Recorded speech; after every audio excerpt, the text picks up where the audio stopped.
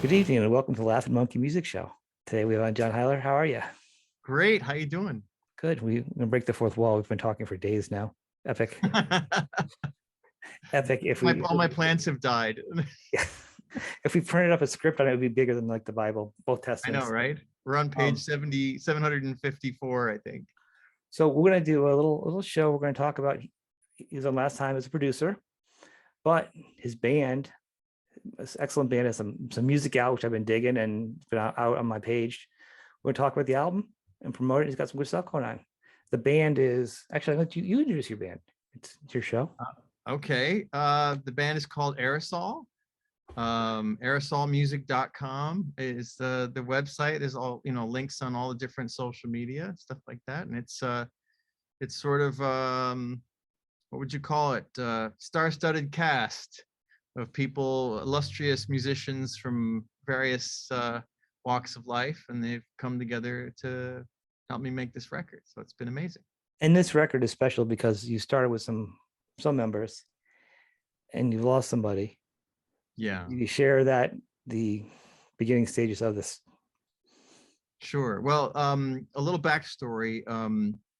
Many years ago, I met Sean Reinert from Cynic and Paul Masvidal at the same time, and we did a record together for their project called Eon Spoke. And little did I know this was a side project of their main band called Cynic. And I later went on to do 2 or 2.5 records with Cynic. And through the process, Sean and I became really close. I've known him for, 20 years now, or I knew him for 20 years. We were both conservatory students and had kind of come to these genres through, unusual paths. He was a jazzer that found himself in this sort of prog metal world, which they say it's often that progress and fresh ideas have to come from outside. I So hear a lot of jazz in a lot of bands that you wouldn't expect. right. And so it's nice, and it's always good when you meet someone, you work with people. I've been lucky to work with a lot of different people that who they actually listen to and what their musical background is often has very little to do with the genre that they're currently working in. So anyway, after he had left Cynic, maybe 2018 or somewhere around there, we had spoken about working on this project Aerosol together. I had released some stuff as Aerosol in the past, but it was very different. And this would be a new sort of reshuffling of the project. And so we embarked on working on this project, and I was very excited for him because he was looking for a new creative outlet after Cynic. And he was feeling free to, run openly in the fields and do kind of whatever he wanted to. And that, not only as his friend, but as a producer and a collaborator, gave me a lot of joy too, to be able to give him that, and he had told me that was, what he was excited about with Aerosol. And so tragically, he suddenly passed away. I guess it was January of 2019 or 2020, I want to say. Gosh, I think I would know this date a little more. I think it was 2020, right before the pandemic kicked in. And we were devastated. Was he sick? I'm sorry. Was he? No, there was nothing. It was out of nowhere. He had a heart thing that suddenly just took him out like a bolt of lightning, and it was crushing for all of us. And so, after our initial grieving, I was wondering what was to become of this project. And we had only gotten him recorded on a couple of the songs, although we had, had writing sessions and collaborated on the other material. We didn't have him recorded for any of that stuff. And so it was actually at the memorial service, which was at Dirk Verburen's house. And I was there with Matt Brownlee, my collaborator in Aerosol, and all these other like amazing drummers were there. I had no idea how revered he was in the world that he lived in and existed in. I mean, he was on the cover of Drummer magazine. Even when he passed away, NPR did a piece on him. You know, I was like, because he never talked about it. He was very humble, down to earth guy, and I love that about him. But apparently he had quite an influence and quite a large, his shadow, you know, cast quite a wide area. And so all these renowned, amazing drummers were at the memorial service, and we were all sharing our memories of Sean and you know, recollecting fond stories. And it dawned on me at that moment. I said, well, what if we, because we're musicians, you know, and what we communicate as well with music as we do with our words. And here was a place where words were failing us a little bit. And I said, well, what if we came together and expressed our love of Sean through this project? Like, instead of a collaboration, we made it a dedication towards him, you know. And that way, these people that meant a lot to him and that he meant a lot to also, could contribute their other voices, if you will, to the project as a way to honor him, you know. And so that was sort of the idea, the genesis of the idea for the Aerosol Project as it ended up being, you know. And Dirk was incredibly gracious and willing. Who is in Megadeth, for people that don't know. And Soilwork and a lot of other bands. And Mike Heller as well, who's you know, Fear Factory and Raven, and now the Lucid as well. So they were more than willing, and I was just blown away with this possibility. And of course, you know, the sad truth is, or the irony of the whole situation is that Sean was making this all possible. You know, even from beyond, he was the one that had brought us together, right? And so and gave us this purpose and cause. And so in a way, I've felt his hand sort of guiding this project all the way through to completion, you know. And it's set us on a new direction and gave us energy and dynamics and dimension that we probably never would have had otherwise, you know. So it really is amazing, and it's an amazing album. Well, I have to ask you before we go into the album, where do you get the name from? Good question. You know, I haven't been asked that question, and I've had it kicking around for a while. You know, if you think about the nature of music, it's a time-based art, right? It's not like a painting you can just stare at, or a sculpture. It's something you have to experience in real time.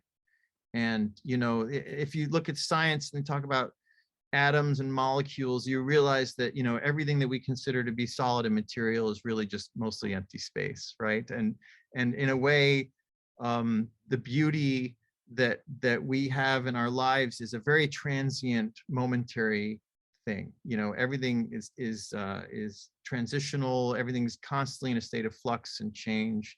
And to me, an aerosol was something that had a shape to it, but also could not be defined. You know, something that was a way of the fact that, you know, particle theory and wave theory, right? Are they particles, or do they act as a wave? Like light is both a particle and a wave, right? And so in a way, this idea of something, and that's one of the reasons why I called the album Murmurations, because if you've ever seen those videos of the starlings moving, it's like they're one giant organism in the sky, but they're made up of all these individual sort of, you know, creatures, you know. And so there was something about that just seemed to, you know, work for me. And I love words, you know. There's Sol is in there, which, you know, comes from sun, and Aero is like space. And so there's a lot of extra meaning for that for me as Crazy. There's a well. lot of people that name is very popular. Yeah, there's one in Europe. There's a guy in Europe that has puts out. So I never realized how many there were, because I usually, you know, I'm aware of a lot of band names, and I was surprised how many people that had some version of it. The spellings were different parts of the world. Yeah, exactly. You where you came from, because everyone has going to have their own vision of it, you know. Exactly. And you know, the funny thing was that before the pandemic, I had thought, you know, I thought it might be fun to call the album Infectious Transmissions. Oh yeah. But that that idea was quickly shelved, Yeah, there's some unfortunately. that's You I know know, bands that changed the names of their albums after that too happened. I know there's yeah, some after the you gotta be careful what you put on there. right. It's true. So Murmurations was something that was a similar idea, because these are our, and an artist experiences life, digests it, and then sort of regurgitates or excretes, even if you will, their art. And their art is a reaction to their experiences. And in a way, an aerosol or something that comes out of you when you sneeze or whatever, it might be, is kind of the idea. I guess these are my sneezes, Those are horrible, horrible I know. visuals. You knew we were gonna have an interview. You couldn't put a little time into this. No, I know, right? I didn't even, I'm just you throwing got this. me, Yeah. you threw me a No, curveball with I that. know, I know. Yeah, it's on the sheet. This is No, I'm just asking you. gonzo journalism here. It's what's great. So the album's been out for a while, so people can really listen to it. And it's on all the platforms and all the links and everything out there. And but to me, this album really stands out from a lot of albums. And this is the truth. You know that I reached out to you and I even wrote something about it because the sounds of this album. I'm encouraging you to check it out because it's different. I'm really having a hard time placing. I can't put it in a spot. I don't know really what to do. And if I didn't know from the outside, if I didn't know about the drummer situation, I wouldn't have known there were different drummers on it, which is it shows a lot of the Really? cohesiveness. Yeah, it doesn't sound like what's going on with the drumming on that song. Like Right. this guy's hyped up on a Red Bull, and this guy's like chill, like in the pocket. Like it doesn't Right. feel like you got a different band. Right. It feels like a band the whole way through, which That's is great. I think it's great. Yeah. They all played. I think there's a similar, you know, thing that they all stick to. I don't know if that was on purpose or not, or just kind of happened to the music, but it's very individual. The songs, you have 7 of them. My only problem is that there should probably be more. Yeah. Yeah. I wish there could be more. There will be. There will be soon. Okay. We thought it was important to not let too much time transpire between the events of the past couple of years. No, I think it was good. Yeah, I'm just joking with you, but I mean, like, how long is it? Like 30, 40 minutes? 35 minutes, maybe. Yeah. Something. I mean, that was most of Van Halen's first couple albums was 35 minutes. I know. So that was something that allowed me to feel, I've, as all the records I've done, and we always kind of hold 10 songs around as the sort of, standard for an It's album. hard though, right? Because you gotta have 10 good songs.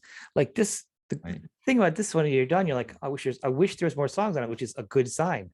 That's what I'd rather have you feel than And like, you know what? I need a cigarette. I need a break. He's a producer. He could have really chopped a few things off at the end. He should know better.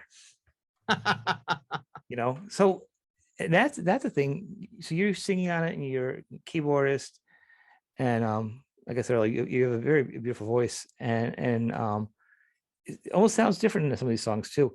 But I'm looking over at the song list here. What's really really great is being a producer and writing stuff. The challenge of self-editing. Now we've talked about this before where you say, and the wording was something like you feel you're pretty good about editing yourself. And my answer to that was, I think everybody feels like they're pretty good about editing themselves. Right. It's crazy. But to step outside of yourself to really be like, no, like I can tell you, I don't think I edit myself at all. I don't think I do anything well. I would not.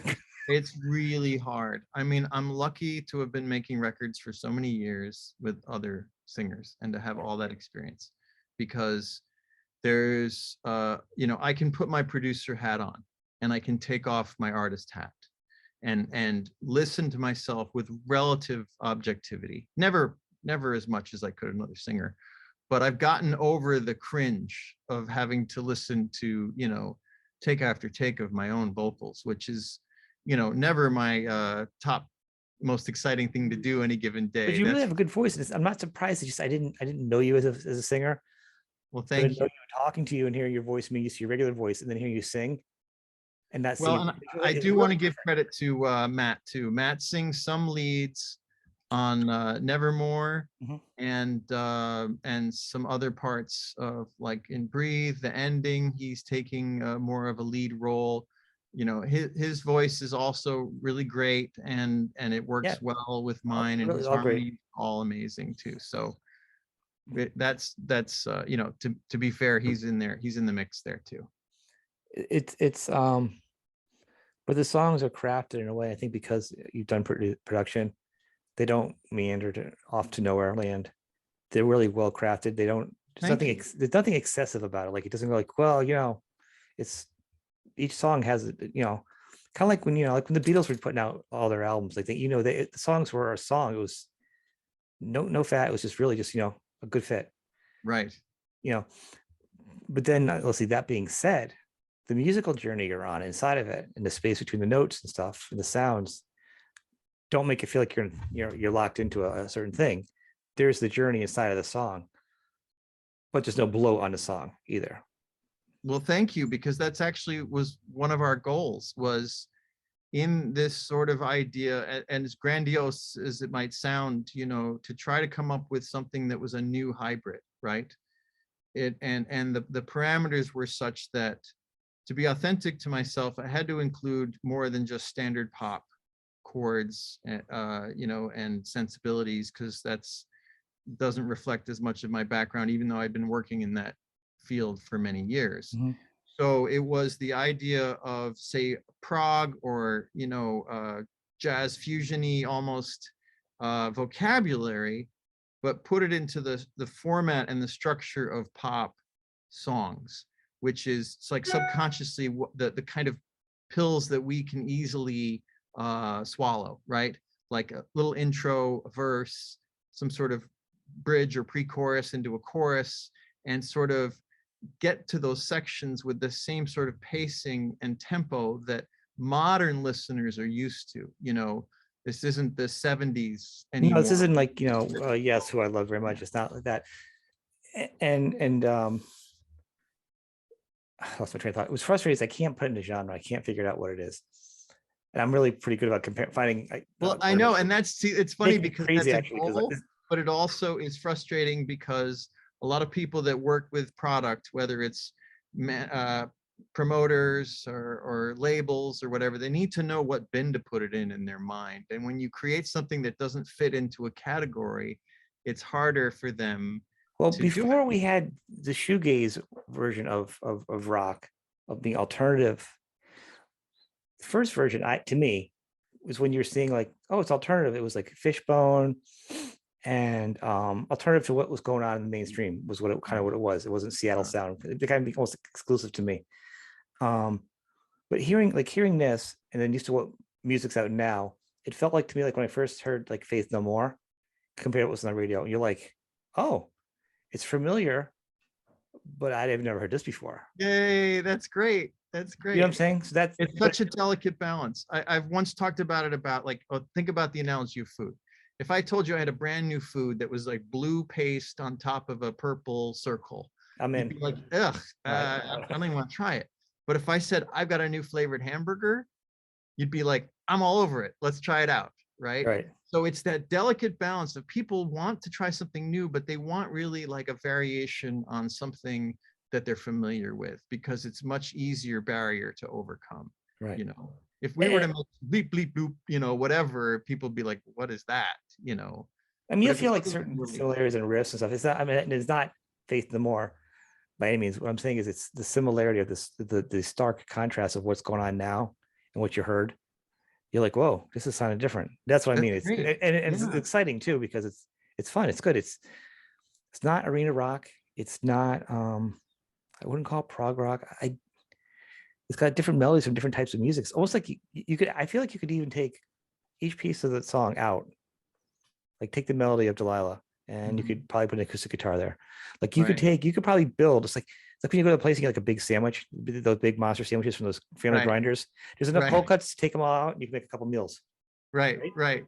It's funny That's you say that. That's what the actually songs like. There's so many parts of the songs that could be other right. songs. You're like three songs are condensed down into one song. You Right. know, like the bridge could be a different song. You could Right. stretch it all out. And Right. that's something that I had to it's time consuming, because, you know, when I'm working on the demos for these songs, they've gone through iterations versions. Let's try them at different tempos. Let's try different genres. Let's try different styles. Let's try different instrumentation.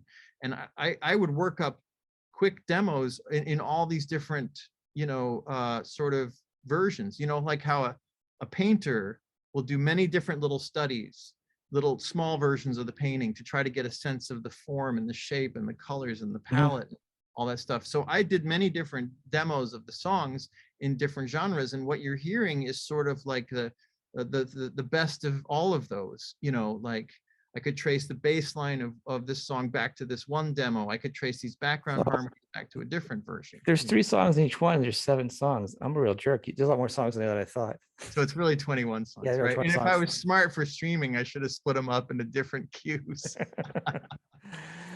but seriously, I'd like to. I was looking at so Nomad, and you do a lot of wordplay in these songs too.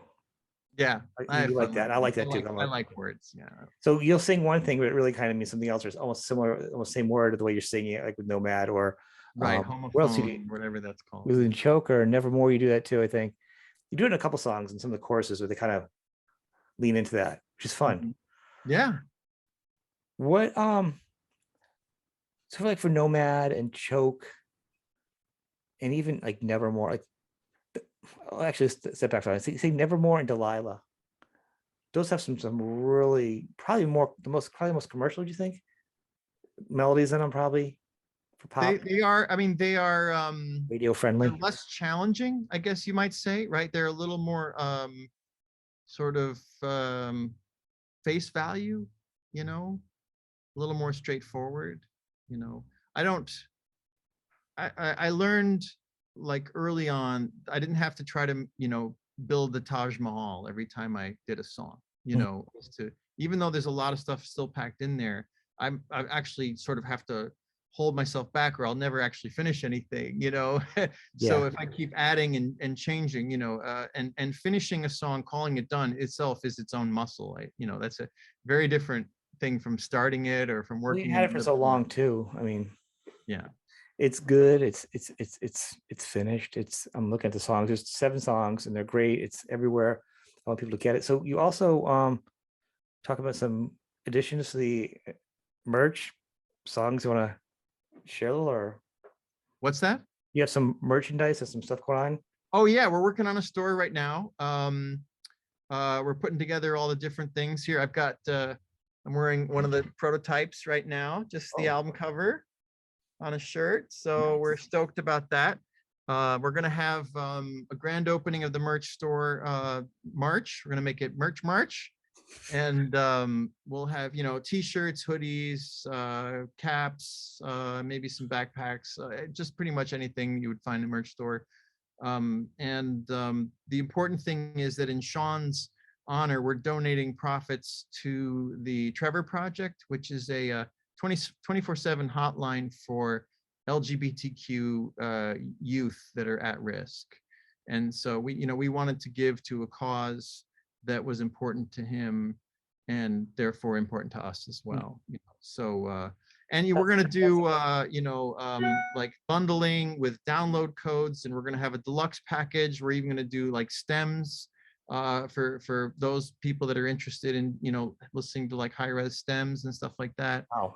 And I think if I got to talk to the admin on it, but I think we're going to do like if you mention like our hashtag in a post, you can get a download code or a 20% off coupon for like the month of March or something like that. Did you mention vinyl? Yes. Circle? That's yes. What we've got, and there's such a lead time on vinyl right now. If you have any other right now, we're looking at 8 months out, which is crazy. The demand is so high, but what we wanted to do is we've got 3 more songs to follow up the first record, and that would make a full 10. If it fits, we'd like to finish those songs and put the entire thing out on vinyl, some high quality vinyl, that would have all 10 songs on it.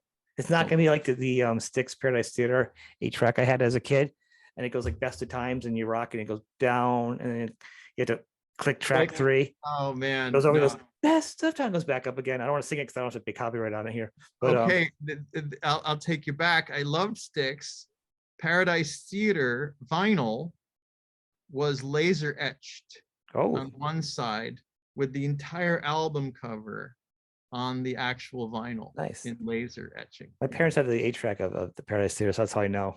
I was like, what Tracks is are this? brutal. That's so brutal, you know, in the middle of the song, and just like click. There was a point I was going to install it in my car just for joke, but I'm like, it's just too much, because then it Yeah. would be in there that I would be, the joke would just be too long. Not too long ago, a band I was working with in Chicago called Frontier released an album on 8-track. That's the thing though. People are releasing their singles now on cassettes for fun. Yeah. And everyone's like, it's like it's a joke. I'm like, no, it's a cassette player.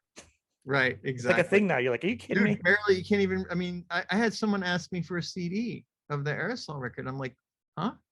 You know, it's like the physical product is, you know, The on the way flash of drive is scratch. becoming popular. Put all your songs and some other stuff on a flash drive. Right, right. People, it is part of the new thing now.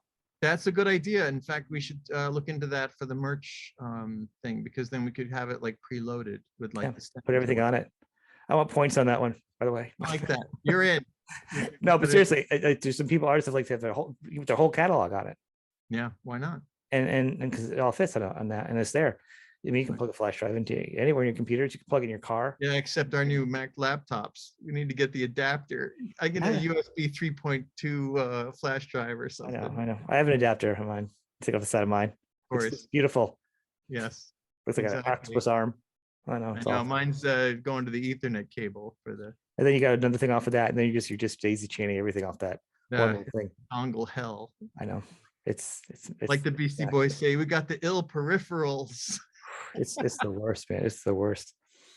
Well, I wanted to keep this tight because I want people to go see it, and I mean, see a listen, because actually see the videos, because you have some lyric videos on YouTube Mhm. and the music, and I can't wait for the vinyl. I'm gonna have to wait. You know, are those 3 songs gonna wait for the vinyl? Or are you gonna do them as an EP in between, so you keep? Well, my primary goal right now is to I was mixing a record for another artist, so I had to back burner it a little bit, but I'm getting back to it next week. So I have to finish the tracks first. If the tracks aren't done, then any discussion of release is, you know, moot.